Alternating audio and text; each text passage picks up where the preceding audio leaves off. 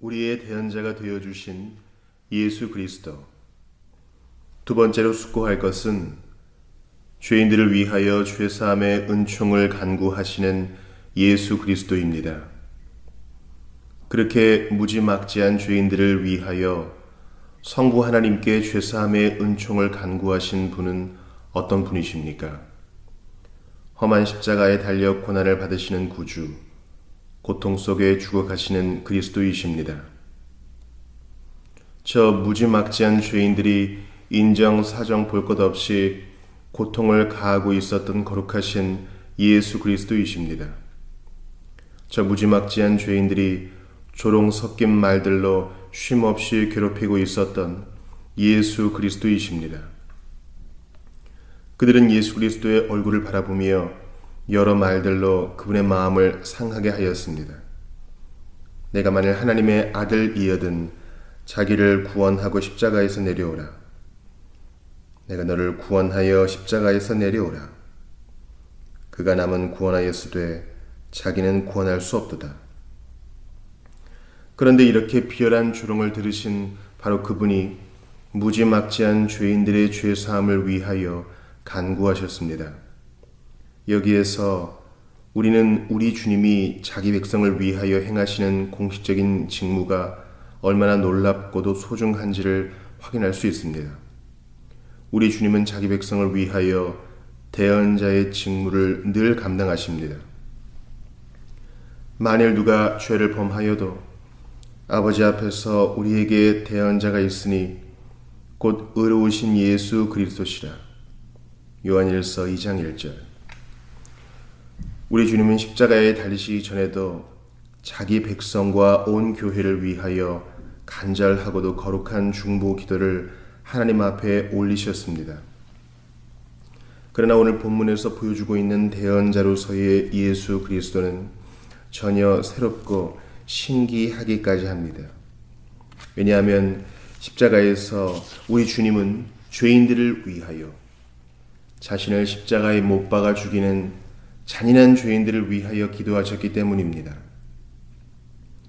우리 주님께서 이렇게 충격적이고도 감동적인 모범을 보여주셨거늘 우리 중 어느 누가 감히 우리는 회심하지 않은 사람들과 아무런 관계도 없다고 냉정하게 말할 수 있겠습니까? 우리 중 어느 누가 감히 회심하지 않은 사람들이 우리 주님의 죽으심에서 유익을 얻을 수 있다고 생각하는 것은 불경하다라고 말할 수 있겠습니까? 또 회심하지 않은 사람들을 위해서는 거룩한 연민이나 노력을 기울일 필요도 없고 그들의 영혼을 위해서 경고나 호소나 기도를 할 필요도 없다라고 말할 수 있겠습니까? 갈보리의 이 엄숙한 장면은 그러한 생각이 옳지 않다는 것을 보여줍니다. 그러한 생각은 복음의 전반적인 특성과 전적으로 충돌합니다. 예수 그리스도는 죄인들을 사랑하셨습니다. 그분은 죄인들을 위하여 기도해 주셨습니다. 그리고 죄인들을 위하여 죽으셨습니다. 그러므로 신학적인 사상과 종교적인 이기심에 갇혀서 다른 영혼들의 회심에 대해서 냉랭한 무관심으로 일관하는 사람은 우리 주님이 걸어가신 길과 완전히 다른 길을 걷고 있는 셈입니다. 예루살렘을 바라보시면서 탄식하시며 우셨던 주님의 그 동정심과 긍휼의 마음이 우리에게 더 많다면 얼마나 좋을까요? 그리스도의 대언자 직분이 어떤 것인지를 잘 설명해주는 두세 가지 요점을 주목할 필요가 있습니다. 첫 번째 요점은 그리스도께서 성부 하나님의 아들의 신분에 있었다는 것입니다. 오늘 본문에서도 예수님은 아버지라고 말씀하시면서 기도를 시작하십니다. 십자가의 모진 고통 속에서도 성자 하나님과 성부 하나님 사이에는 여전히 상호 신뢰감이 존재하고 있었음을 주목하십시오. 비록 성부 하나님이 자신의 얼굴빛을 가리시고 자신의 사랑을 드러내지 않으셨으며 마치 전쟁에 사용되는 개들처럼 자신의 사랑하는 아들에게 덤벼드는 원수들의 능력에 자신의 아들을 내어주셨지만 예수님은 하나님께서 여전히 자신의 아버지라는 사실을 결코 잊지 않으셨습니다. 여기에서 우리는 굉장히 감동적이고도 귀중한 교훈을 배우게 됩니다.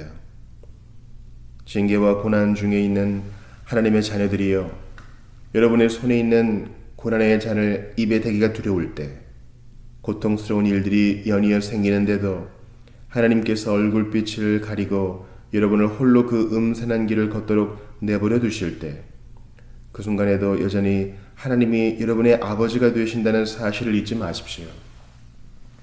또한 아무리 짙은 먹구름이 여러분을 덮고 아무리 혹독한 징계가 여러분에게 임하더라도 하나님을, 여러분의 아버지를 굳게 신뢰하며 사랑과 은혜가 많으신 하나님 아버지의 따뜻한 품에 여러분의 지치고 상한 영혼을 쉬게 하는 것이 여러분의 특권이라는 사실을 잊지 마십시오. 이제는 대언자이신 그리스도께서 어디에서 우리를 위하여 변론하셨는지를 주목해 보십시오. 당시에 예수님은 십자가에 달려 있었습니다. 목숨이 끊어지는 생의 가장 어두운 흑암의 한복판에 서 계셨습니다. 저주받은 나무에 못 박혀서 우리로서는 상상조차 할 수 없는 고통을 당하시며 매달려 계셨습니다. 십자가는 형틀에 달린 사람이 쉽게 죽지 않고 오랜 시간 고통을 당하다가 서서히 죽어가도록 고안된 잔인한 사형 도구였습니다. 바로 그 십자가 위에서 주님은 고통스러운 죽음의 과정을 하나하나 통과하고 있었던 것입니다. 그런데 바로 그 순간에 예수님은 자신의 원수들을 위하여 하나님 아버지 앞에 죄사함의 은총을 간구했습니다. 예수님께서 죄사함의 은총을 간구하셨던 제단, 우리를 위하여 죄사함의 은총을 호소하셨던 변론의 장소는 자기 자신도 피를 흘리며 고통 속에 죽어가고 있던 십자가 위였던 것입니다. 아, 십자가. 그곳은 위대한 대언자이신 예수 그리스도께서 철저히 부패하고 타락한 죄인들을 위하여 죄사함의 은총을 간구하시기에 가장 적절한 장소였습니다.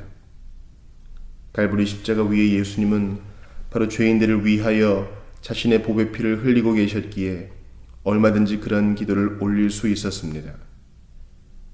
갈보리 십자가 위에 예수님은 바로 하나님의 법정에 서 있었던 것이기에 우리를 위하여 그런 기도를 올릴 수 있었습니다.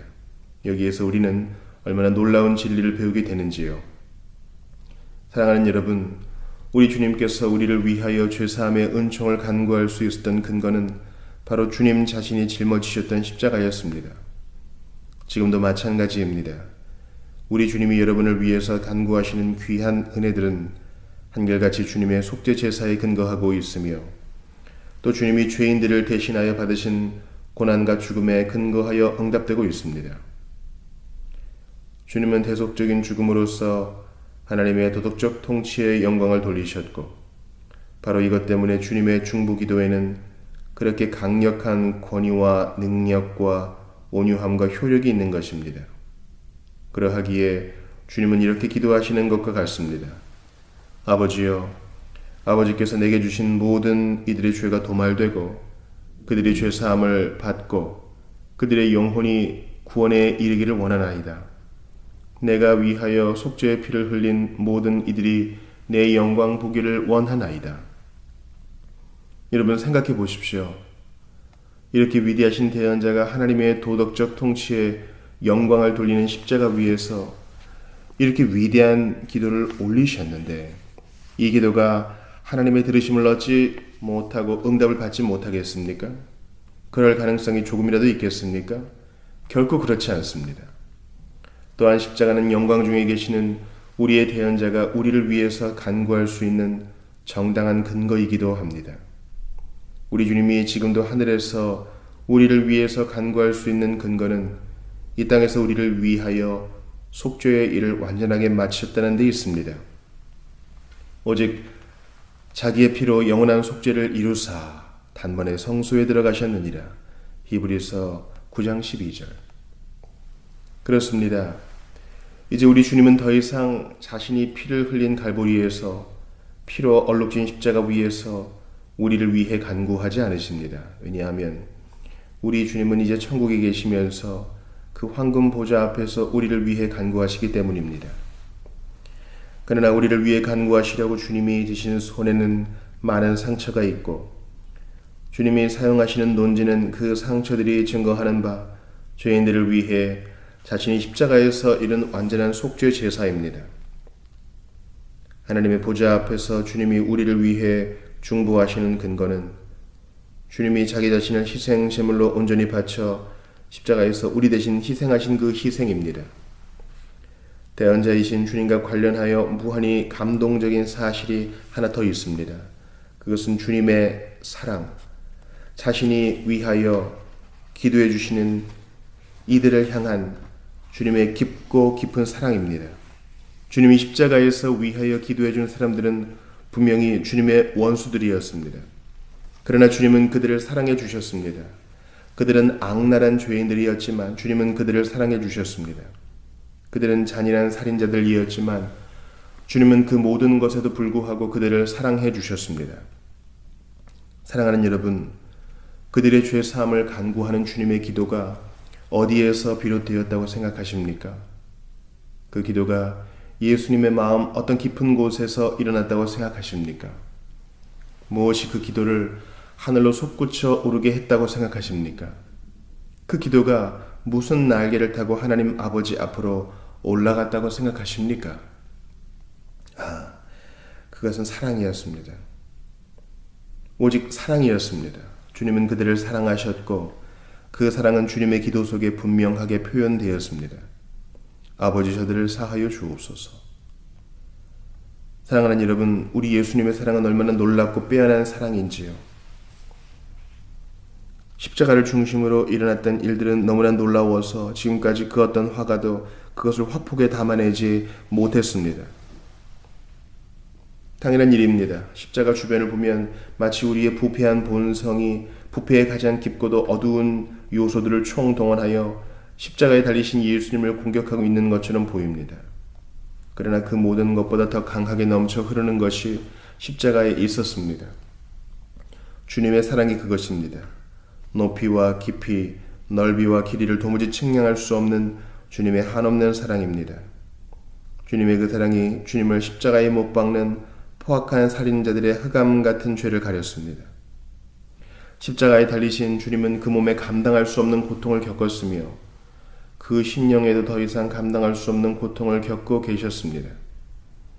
그러나 그 주님은 사람의 말로는 도저히 표현할 수 없는 깊은 사랑으로 자신의 원수들을 위하여 이렇게 기도하셨습니다.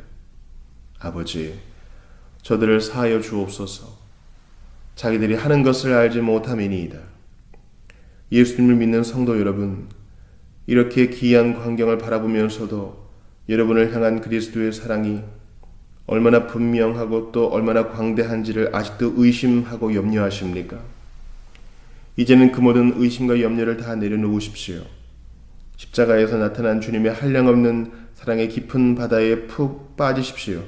그리고 이렇게 외치십시오. 주님의 사랑은 넓고도 깊어서 내 모든 죄를 덮고도 남는다. 주님의 그 사랑이 내 모든 죄를 도말한다. 다시는 그 어느 한 가지 죄라도 보이지 않도록 하신다. 오늘 본문을 잘 읽어보십시오. 주님은 자신을 죽이는 원수들을 향해서도 놀라운 사랑을 베풀어 주셨습니다. 그렇다면 자신의 친구들을 향해서는 얼마나 더 놀라운 사랑을 베풀어 주시겠습니까? 예수님은 여러분을 사랑하시기 때문에 천국에서도 여러분을 마음에 품고 계십니다. 예수님은 여러분을 사랑하시기 때문에 영광 중에서도 여러분을 위해 중보하십니다. 예수님은 여러분을 사랑하시기 때문에 여러분의 믿음이 떨어지지 않도록 기도하시고 여러분의 원수들이 이기지 못하도록 기도하시며 하늘과 땅에 속한 모든 복들이 여러분의 것이 되도록 기도하십니다. 예수님은 여러분을 사랑하시기 때문에 여러분을 위하여 간구하십니다.